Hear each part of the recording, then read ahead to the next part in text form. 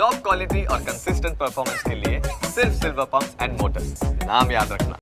વિગતવાર સમાચારોની વાત કરીએ તો નસબંધી કાંડને લઈને સૌથી મોટો ખુલાસો થયો છે। મંત્રી અને અધિકારીના નિવેદનમાં મોટો તફાવત જોવા મળી રહ્યો છે। આરોગ્ય મંત્રી અને મહેસાણાના અધિક જિલ્લા આરોગ્ય અધિકારીના નિવેદનમાં વિરોધાભાસ જોવા મળી રહ્યો છે।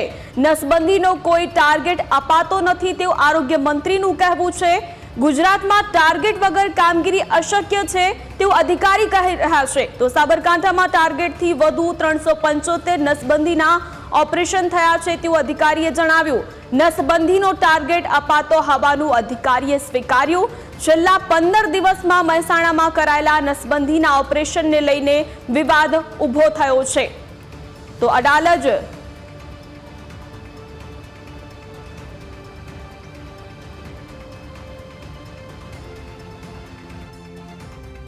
નસબંધી કૌભાંડ નથી, એ એકચ્યુઅલી છેલ્લા 20 વર્ષથી પરિવાર નિયોજનનો કોઈ પણ આપણે ગોલ આપતા નથી અને કોઈ પણ પ્રકારનો એમાં ટાર્ગેટ આપતા નથી કે ટાર્ગેટને એચીવ કરવાનું પ્રેશર એ જે તે કર્મચારી ઉપર રહે।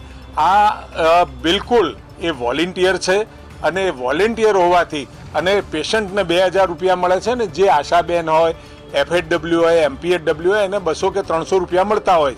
રાજ્ય સરકારે એવું કીધું છે કે this is a target free approach program, EFA અમે મેડિકલની ભાષામાં એને કહીએ, target free approach community need assessment. સાબરકાંઠામાં તો 375 કેસ કર્યા છે અમારે, ટાર્ગેટ થી ઉપર ગયા એ લોકો।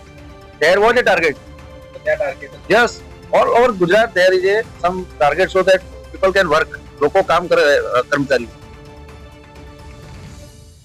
CSCમાં 12 દિવસમાં 29 ઓપરેશન, 21 નવેમ્બરે નસબંધીના 2 ઓપરેશન કરવામાં આવ્યા। 22 નવેમ્બરે નસબંધીનું 1 ઓપરેશન કરવામાં આવ્યું।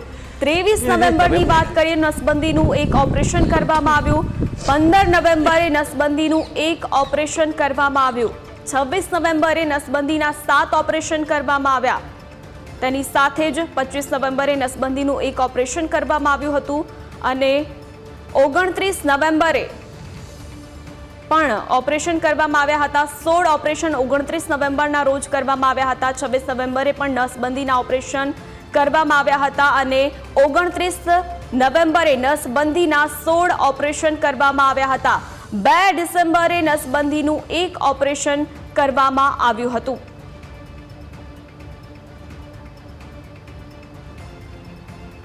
તો અહીં નસબંધી કાંડને લઈને સૌથી મોટો ખુલાસો થયો છે। મંત્રી અને અધિકારીના નિવેદનમાં મોટો તફાવત જોવા મળી રહ્યો છે। આરોગ્ય મંત્રી અને મહેસાણાના અધિક જિલ્લા આરોગ્ય જે અધિકારી છે તેના નિવેદનમાં વિરોધાભાસ જોવા મળ્યો છે। તો 23 નવેમ્બરે નસબંધીના ઓપરેશન કરવામાં આવ્યા હતા।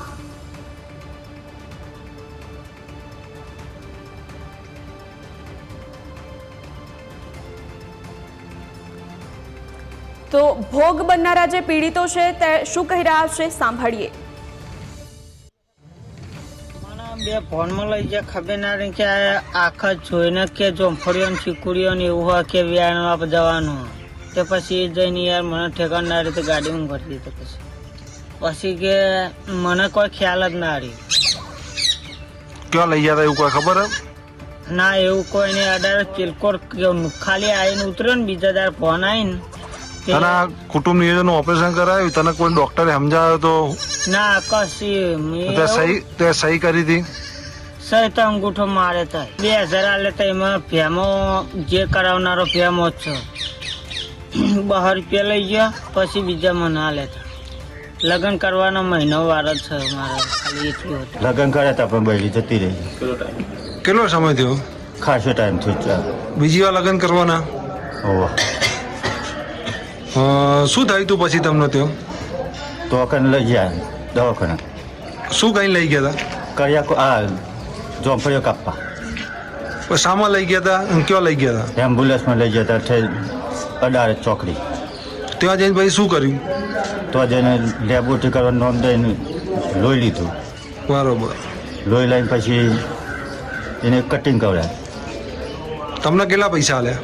2000 રૂપિયા। કોણ લઈ ગયું તું તમને ખબર હે કોઈ? એક્ટિવા લઈને આવે। કોણ આવે એક્ટિવા લઈને? નોમ તો આપણે સાહેબ આવડતું નહીં. મને કાગળિયો બાગળિયો કર્યો બરોબર. પછી અમુક મને શક પડ્યો કે અમુક પક્ષ એટલે મને શક પડે એટલે મેં એકબીજા પૂછ્યું કે આવું છો એટલે મેં કહી દીધું કે મારે આ કરાવવું નહીં. તો એ સાહેબ મને જોડેનો બીજી દોન લઈ ગયો. મેં કહું તો મને બીજી દોન લઈ જાય તો હું કાયદેસર કેસ કરું. પછી શું થયું? કંઈ નહીં. પછી મેં ધમકી આલી હતી મને ઘેર મૂકી ગયા. શામાં લઈ ગયા હતા તમને? એમ્બ્યુલન્સમાં. કોણ લઈ ગયું હતું તમને? એ સાહેબને ડ્રાઈવર બે. શું નામ હોય સાહેબનું નામ? સાહેબનું નામ નહીં ખબર. અહીં આવે પણ ખબર નહીં. ક્યારે લઈ ગયા હતા? 4 તારીખે લગભગ. શું માગણી છે તમારી? હા, તમારી માગણી શું? એટલે મારે નહોતું કરાવવા. આ ધંધો હું કરતો જ નહીં. મને છેતરીને લઈ ગયા હતા.